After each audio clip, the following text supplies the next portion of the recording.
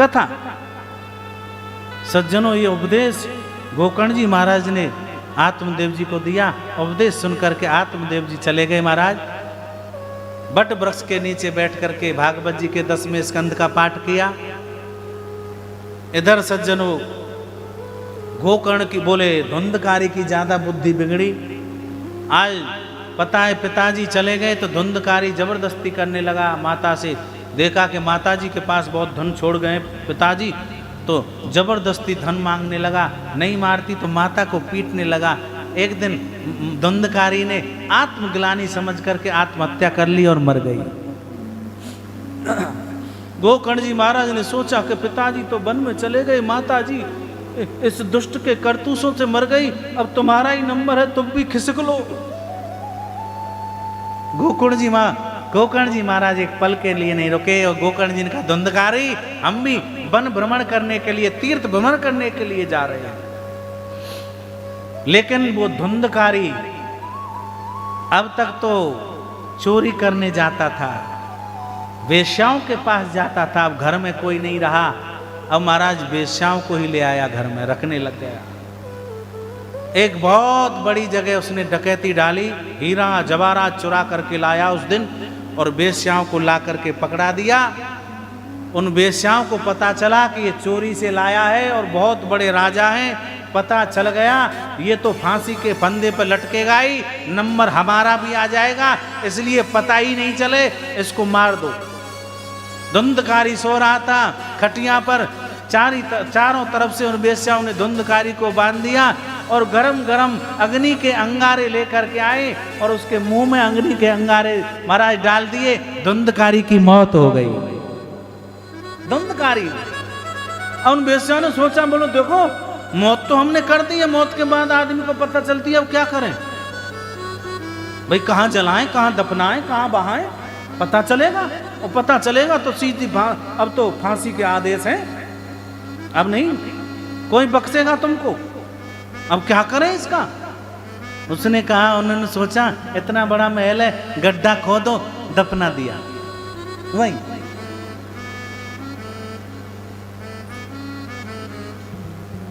धुंधकारी प्रेत बन गया, प्रेत बन करके उस महल में पड़ा है। गोकर्ण जी महाराज को पता चला था जब गया में गए थे कि मेरा भाई धुंधकारी प्रेत बन गया है, तो वहां गया में पिंडदान भी किया था धुंधकारी के नाम से, माता पिता के नाम से। फिर धुंधकारी का पता चला तो धुंधकारी के नाम से। लेकिन आज मेरे गोकर्ण जी महाराज जब तीर्थ भ्रमण करके आए, रात्रि में मोह निशा सब शोभने हारा, देखे स्वप्न अनेक प्रकारा। मोह रूपी रात्रि में सब सोते हैं, भोगी जन सोते हैं, योगी जन जागते हैं। आज उसी नगर में आ गए महाराज गोकर्ण जी। गोकर्ण जी ने सोचा मैं कहाँ और कैसे कहाँ स्थान ढूंढूं। उनके मन में आया मेरे पिताजी का महल है ना। जैसे ही दरवाजा खोला और उसमें आसन बिछाया, भजन करने को तत्पर हुए तो वही धुंधकारी प्रेत बना बैठा था।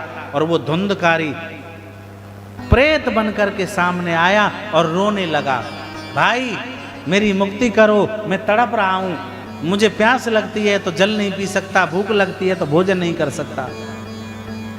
कि अहम भ्राता त्वदीयोस्मि धुंधकारीत नामता, कि स्वकीये नैव दोषेण ब्रह्मत्वं नासतं मया। मैं धुंधकारी हूं। बोले धुंधकारी? अरे भले आदमी, मैंने तुम्हारा मुझे पता चला था तुम्हारी मृत्यु हो गई है, मैंने पिंडदान भी कर दिया। धुंधकारी बोला मैंने इतने पाप किए, एक पिंडदान तो क्या 1000 पिंडदान भी तुम कर देते तो मुझे मोक्ष नहीं मिलता, तो मुझे मुक्ति नहीं मिलती। मैं प्रेत बन करके भटक रहा हूँ, सांस में ले नहीं सकता। बोले भाई इतने बड़े ज्ञानी भाइयों, आप कुछ ना कुछ मेरे लिए करो। बोले ठीक है, तो सुबह होने तो मैं जरूर करूंगा। सुबह होते ही नगरवासियों को पता चला, घेर लिया महाराज। बोले भैया ठहरो अभी। आज गोकर्ण जी महाराज सीधे गए, सीधे, और भुवन भास्कर श्री सूर्यदेव को प्रणाम किया। और सूर्यदेव को प्रणाम करके बोले भैया हे सूर्य नारायण, मेरा भाई धुंधकारी प्रेत बन करके पड़ा है, कोई उपाय बताओ। तो महाराज आज सूर्यदेव भगवान ने उपाय बताया। श्रीमद भागवतान मुक्ति ही सप्ताहम वाचनम कुरु। आप धुंधकारी के लिए सप्ताह ज्ञान यज्ञ करवाओ, भागवत कथा, मुक्ति हो जाएगी।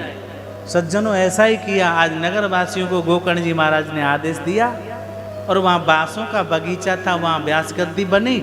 गोकर्ण जी महाराज व्यास गद्दी पर विराजमान हो गए। आज पहले दिन की कथा गोकर्ण जी महाराज ने सुनाई तो बांस का बगीचा ही था महाराज। उसने धुंधकारी ने देखा मैं कहाँ बैठूं, आसन बिछाया था, हवा आती झोंके से उड़ जाता। उसने सप्त ग्रंथि का बांस देखा और उसमें की पहली ग्रंथि में जाकर के बैठ गया। पहले दिन की कथा सुनी तो पहले दिन की कथा से बांस की पहली ग्रंथि फट गई। दूसरे दिन की कथा से दूसरी ग्रंथि, इसी प्रकार से सप्त ग्रंथियां फट गईं। और वो जो धुंधकारी उसमें प्रेत बन करके बैठा था वो देव स्वरूप होकर के निकला।